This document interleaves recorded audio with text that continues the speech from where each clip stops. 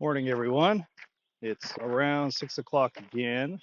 Might start coming even a little bit earlier, but I'm not sure if the camera can pick up all the light. I've learned doing this that the earlier I come, the more critters I see, and the fewer people I see, which means I don't have to stop the camera or have people walking by wondering if I'm taping them. But, you know, learning here on how this works. My first one is published now, so should be able to see that. This would be the number 3 right now. And what we're going to do this time, I'm going to see if I do all 3 at once, because I'm also learning is, do people want smaller things cut up, or do they want one long one? Because I could easily talk about this stuff for hours, obviously. But I'm going to be talking about packaging and how to think about what your product goes into and the packaging before it gets to you, after it gets to you, and after it gets used. Something to think about is, so 3 topics that I'm going to cover. And again, it might be all on this video, or I might split it between 3, but I'm going to do 3 examples because they seem to make sense. And that's going to be, the first one is going to be if you're selling a tea product, and do you package that in a metal tin, which is a very common way to see that, or a pouch? I'll go through the thought process on what goes into making both of those types of packaging and then what happens. The next one is going to be laundry detergent. I had a long discussion with someone who's very interested in making their products more eco-friendly or green or different things like that. And I had a discussion with him, and I'm going to redo it here somewhat on how just the change of your packaging can increase or decrease your impact on the environment or resources or whatever philosophy you want to call it. You can come from the eco side or you can just come from the efficiency side. Very frequently, they line up perfectly. I'm definitely on how do I do things more efficiently, which normally ends up using less resources, being more environmentally friendly, and different things like that. Definitely something to think about. But again, that one will be laundry detergent. And then the final one, and I've covered this a little bit in the other ones, but I want to go through it step by step to actually get all the pieces out. And that's going to be, again, some kind of jarred product. Peanut butter is what I was using in a glass or a plastic container. Those would be the 3 things that I'm looking to do.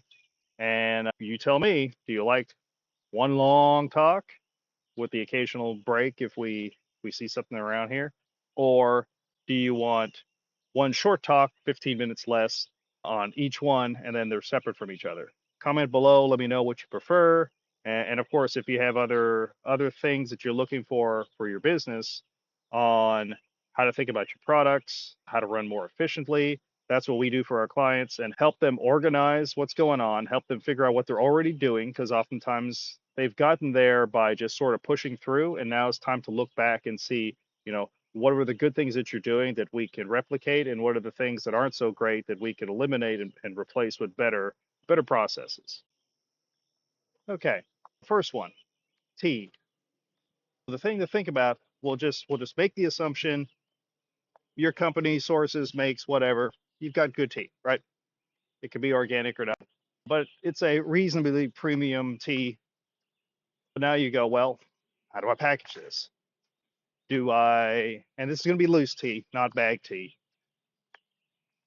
How do I package this? Well, the classic that I remember forever was, it comes in a tin, a metal box. They can be round, they can be square, they can be super fancy, be some sort of octagonal thing, but usually it's either round or square. In the process of getting that, you're looking at what are the components of that particular packaging. It has a bottom part, it has the lid on top, and most of the ones I've seen have a plastic internal top that kind of gives you it's not airtight, but it's a better seal on the inside than just kind of loose. So you have three components that go into that. If I'm going from an efficiency, supply chain, how do I get these things through the environment or from wherever they're created to your factory that is needing the packaging and then out? What that usually means is there's a company somewhere that gets the raw metal, and it's usually thin sheet metal in coils, and they'll take that, and depending on how they're doing the process, I would think on those they might actually be pre-printed, where they've got a plastic or a shellac on the outside of one side, and the inside is that a different shellac on the inside, but it's not. It's just a coating, and it's to keep it from rusting. And it'll go through the process where they turn it into a box, they put the bottom on it, they stamp it, curl it, put the lid on. And most of these are done with some kind of stamping process. There's no brazing or anything higher end like that going on. And then very similar process goes on with the top. Just it's shorter, but same sort of idea. And they may do printing on them afterwards, or like I said, the individual rolls of metal might already have the artwork on them as they get that shipped to them. But there's also the plastic part. In a lot of cases, the places that make the metal part don't make the plastic part. And now, if you have a factory that is vertically integrated, they may have a situation where they do the metal work and they've determined that it's worth their while to go ahead and have the parts made in-house. However, that's a capital investment. You're looking at $50,000-$100,000 worth of equipment. If you're going to have injection molding machines, they can make that plastic part that's on the inside. So in reality, a lot of places do metal, they do metal, and places do plastic, they do plastic. And what's happening in that situation? Well, what's happening is, let's call it the metal place, the one that makes the actual tin. They will source and order the cap at a particular diameter that fits the hole in the top of the tin that they're making and bring those in. Now we've got a bottom, a top, and now we have an imported from another company, and that can be imported from another country or not. So there needs to be an assembly step in that particular process. And what they're going to do is they're going to get all these lids in, stack them somewhere in the company, and then they're going to do an assembly line where they take the tins and somebody is going to place them into the top. Now, they could have this automated, but I would say in a lot of places, they probably just do it by hand. And then they put the metal part, the metal cap on top, and then go from there. Well, now that's the finished product that you buy or you're sourcing. So those guys will take all those bottoms, plastic, metal top, and they put that on a pallet. And then that pallet gets wrapped up, put on a shipping container if it's coming from China. If it's coming from the US, it still goes on a pallet. And then at that point, it gets sent to you or your co-packer and ends up in the warehouse. Now you have a warehouse. In the warehouse, you have a pallet or two pallets or 10 pallets or however much you're making. You have a whole bunch of air in little boxes. You paid for that. You paid to make the little boxes that are empty. You pay to ship the boxes that are empty. And that's just part of the process. Right now, we got the metal, we got the plastic, we got the assembly, we got the initial shipping. Now we have warehouse and storage, and nothing's happened yet. At the end of the day, the way I think about things from a more of a lean perspective is, what is the value added to the customer?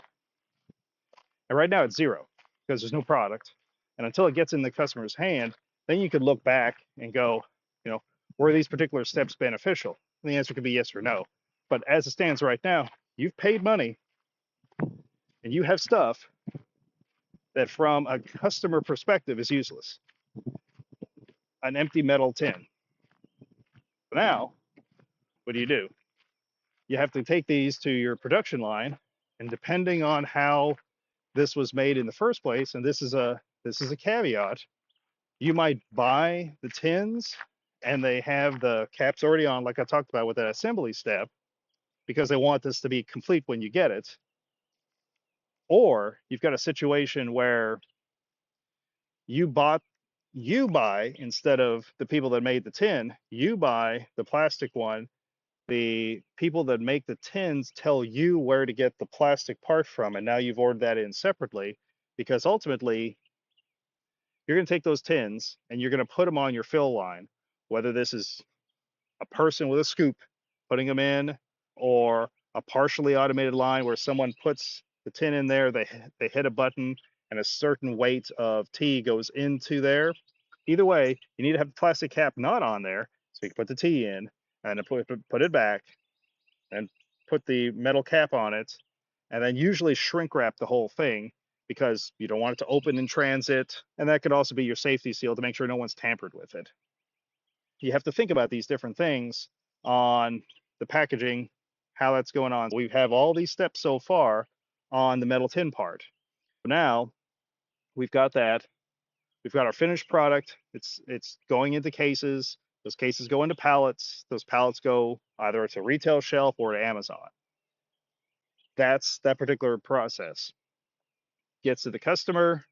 Let's say that it doesn't get damaged at all, because sometimes those tins can get crushed, but they're relatively robust as long as you don't beat them up too much. Customer gets it. They like your product. The tea's great. They use it up. Then what happens? Well, they can throw it in the trash.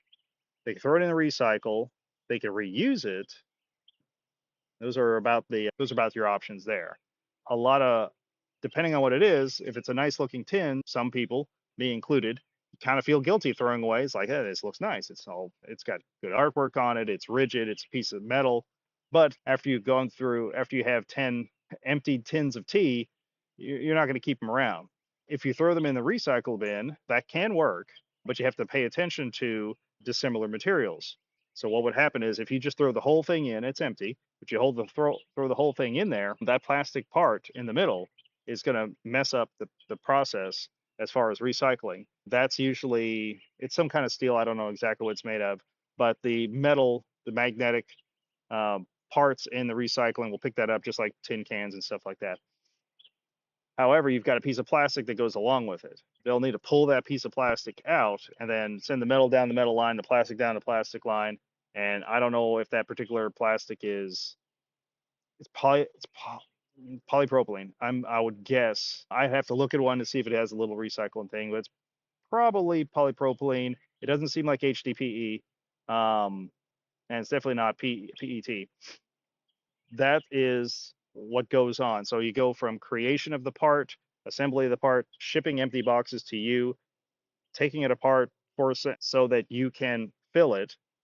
You fill it, you cap it, you seal it, send it to the customer, they use it, and then they dispose of it any of those particular ways. Okay, let's roll this back and think about, is there another way? Already mentioned it, the pouch. If you go with the pouch route, and again, in both of these cases, we'll have the exact same volume and or weight of the product, of the tea.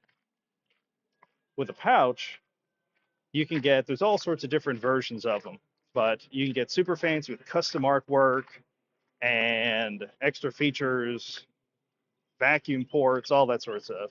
We go with basic stuff here. We're trying to get your business up off the ground and not spend too much money on what we're doing right now. With a basic pouch, and we'll go with something that is craft on the outside, i.e. brown paper, and then probably a mylar film on the inside, which is a plastic with kind of an aluminized coating on the inside, and this helps basically be a moisture and an oxygen barrier between the product and the outside environment. Because tea it's not, I would say it's not super sensitive, but obviously you wouldn't want it in a super swampy environment all the time. It's not going to be as fresh, depending on the age of it when you get it. If you have a pouch, and let's say that you go really, really basic. Again, we're a startup, might be bootstrapping, custom artwork, custom everything. Challenges with those is, one, you have to have a designer, pay them money, get something that looks right. Then You talk to the different places that will make the customized pouches. They're going to charge you a certain amount. The bigger challenge is there's going to be an MOQ because you're doing a customized thing, and that MOQ might be 5,000, 10,000. It depends on what it is, but you don't necessarily know how well that's going. And if you're doing teas, are you doing one tea? Do you have four? A lot of places are going to start and they'll have four. That's a pretty good starting point for a tea brand, but you can have one. Do you want 10,000 units of whatever that is? Probably not, because you might change the artwork, you might change the size. You're learning how your market is getting information back to you. It's actually not a good idea to go super custom when you start.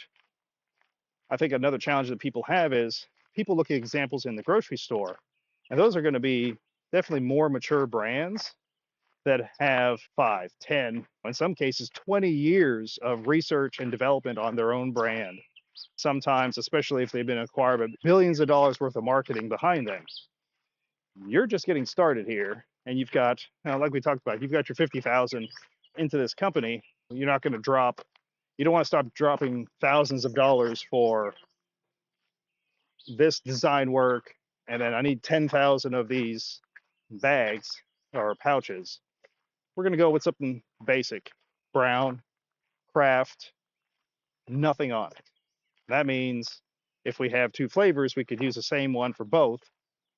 And then we're not worried about, okay, we needed 10,000 of jasmine and we needed 10,000 of Earl Grey and 10,000 of fill in the blank.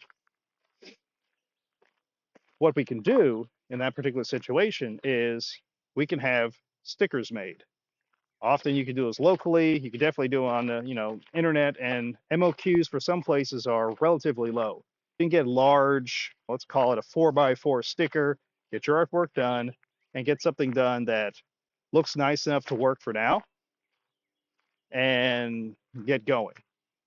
Pouch situation, you're dealing with either your co-packer or let's say the place where you get the product filled.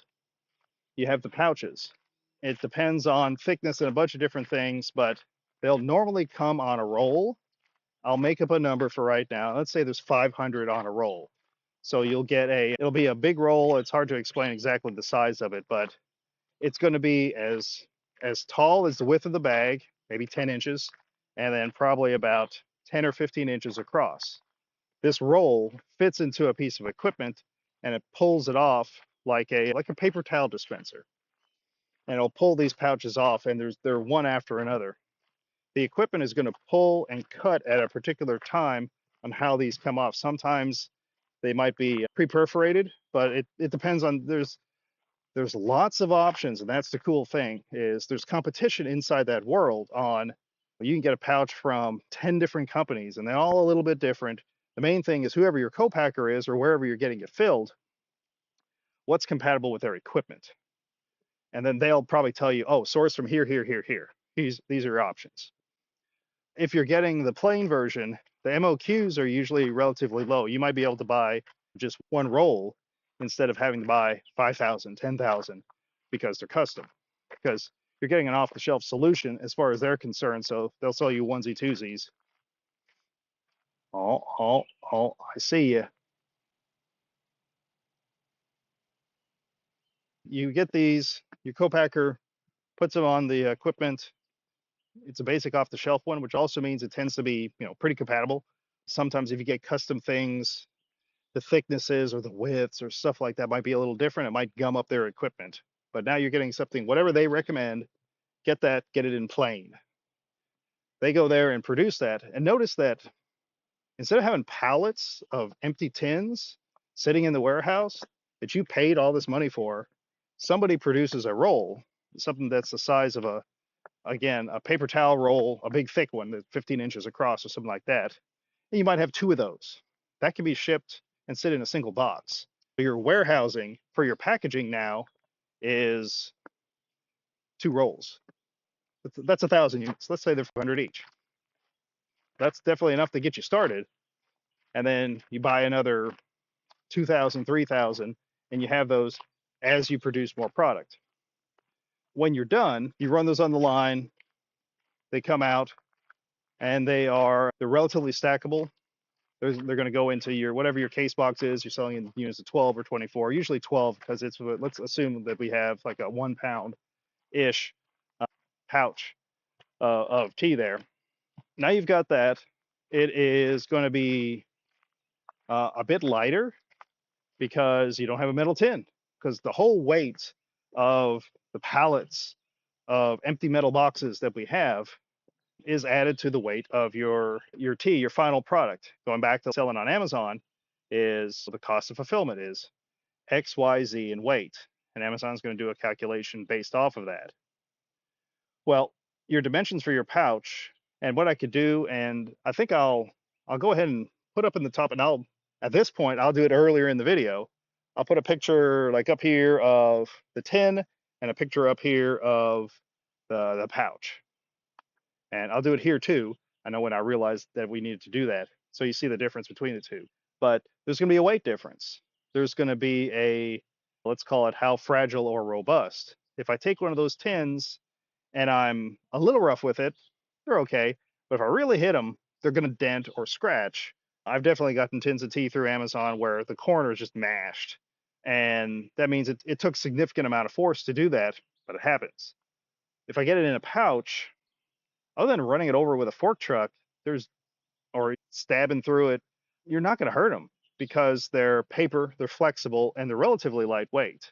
You're also dealing with a lower weight product that doesn't need any extra packaging, and the likeliness it's going to get damaged is even lower. Like the tins, I probably wouldn't put any additional packaging for econ purposes on the tins, but there's going to be a higher risk that they get damaged, dinged, dented, and that just looks bad to the customer. Nothing wrong with the product, but looks bad to the customer. And it's the customer's opinion that matters at the end of the day, because they'll give you a 1-star review if the tea comes in and it's smashed, still bruised fine, but it looks ugly. They don't want an ugly thing on their shelf. The pouch, now I would say aesthetically pleasing. The pouch, not really there, but the tin looks a little better. These are things you consider when you're thinking about the demographic, psychographic of the customer you're dealing with. Do they want the pouch? Do they want the tin? Does it matter? How hard is it for you to do this? What kind of resources do you need to use up? All right, back to the pouch example. We're filling the pouches. Now we have a whole bunch of these pouches. Well, you take those 4x4 stickers or whatever labels that you want to use, and I would recommend when you start, you can go ahead and go for full color because you don't have to have your MOQs for those, and your cost per individual label, it's going to be relatively low. And you can hand stick them on in the beginning, or if your co-packer has equipment, they might be able to have the individual pouches come off a roll, the stickers come off another roll, they laminate them together, and then it goes off and gets filled, or it gets filled and then laminated. In this case, it'd probably be laminated first, and when I say laminated, it just means put the sticker on the outside of the pouch. And that can have your barcode, the name of the flavor, all those different things, and all that is just done with that sticker that might cost you, I mean, you could probably get them down to 30 cents. If you buy one-ups, they might be a bit more, but you're not looking at a significant cost. You're also not looking at a significant amount of warehousing, storage for that inventory. Get them in rolls of 500, matches the rolls of 500 for the pouches, and you buy 1,000. That'll get you started. Then you do one run, 500 of Jasmine, 500 of Earl Grey. There you go. You got 2 SKUs. You've used up all that inventory. And the whole time, the amount of volume you're taking up in the world is 2 cases. It's just not that much when compared to the tin situation where you've got pallets of metal boxes. You get that, you finish it, you ship it off to Amazon. People go, oh, great, the stuff's on there. You've got pretty pictures. You've done your listing right, done all your optimization. Customer buys it. This tea is awesome. I love it. I give you a 6-star review. And then now they're like, okay, I'm done with this. All right. So what do we do? Well, you could throw away the pouch. You could recycle the pouch.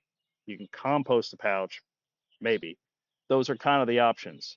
Well, how much room, if I'm going to throw it in the trash, how much room does this take up in a landfill? Well, the metal tin takes up the size of the metal tin. The pouch, I mean, it's an envelope. It's this thick, and whatever, I don't know. When it's empty, it's a thickness of 10, 15 pieces of paper and about the same dimensions, 8 by 10. That's it. And now, can I send that to the recycle? Depends. The challenge always dealing with recycle is dissimilar materials. When you recycle products, regardless of what it is, paper, plastic, metals, it has to be similar. Similar items would get crushed and then reblended with each other to be reprocessed. With pouches, pretty much without exception, they're going to have some sort of plastic coating or something on the inside, so moisture or oxygen barrier to keep the product fresh. And then I would also recommend that you add the one that has a little zip top at the very top so the customer can seal it, and a little tear tab on the top. People are used to those now, so they're going to kind of expect it. And all that can be done. I mean, that's normal that you can find that out there. It's not going to be like some sort of custom deal to get that done. But the amount of trash it's really going to produce, very, very, very low. It can go to recycle, but it's not really a practical thing. But the amount of trash, the amount of resources, room, fuel, storage space that was used for the pouch is significantly less than that used for the tins. If your particular brand needs the tins because of who you're selling it to, then okay. But part of this video is to make you aware of all these different steps beforehand and the steps afterwards. So pre-consumer, manufacturer, post-consumer, and where those things go. If you're looking to be, let's call it, less impactful on the environment, the pouches seem to fit that just because there was less production to get it to you, and then there's less physical waste after it's done, regardless of doing the recycle process or not. And that is part of the consideration when that you can take either of these two paths for your particular company, then you can also hone your message on, hey, maybe I have the super great artwork on a metal tin, and that's part of the image, what goes on there. And or you're going to be a bit more green or whatever we want to call it, and that's better. Or from an economic perspective, the pouches are still probably better because there's less stuff done, there's less waste. Also note with the if you're looking at those tins, the round tins, because they're a cylinder, they will tend to crush and dent better. Square tins not so much because they've got the rigidity of the corners on there. So when you ding them, they don't implode as quickly. I know so because one of our clients we were talking to, they had their product. It wasn't a T, but it's similar. But it was in a similar sort of cylindrical one. It was very high end product, but it got dented super easily, so it looked bad. But they wanted that particular look and the artwork. But then they learned that when you ship this through USPS, UPS, whatever, because the walls are a little bit softer, because it's a cylinder, a hollow cylinder, then that gets damaged. Customer pays $300 for your stuff. They're not happy. In that particular situation, I've recommended that they go over to the pouch situation because the product isn't going to get damaged, and you can still do a high-end premium, use embossing, use foils, use all sorts of stuff on that, and have a super great looking pouch. But the damage component is going to be less. And then boxes, little boxes of air that you're shipping around before and afterwards, you could just completely eliminate that. All right, so that's the idea. Tea situation. Do you do pouch? Do you do a tin? And all the stuff upstream and downstream from that. And I'll go ahead and end this one for now, and then we'll see if there's time to move on to the next one. As always, let me know what you think about this particular format, these particular subjects. If you want me to cover some other stuff with manufacturing or efficiency, supply chain, different things like that, go ahead and put it in the comments below. If it's something that I've got experience with, I can go ahead and do a long talk on it. Or if it's something short, I give you answers, resources, other places to find this sort of information.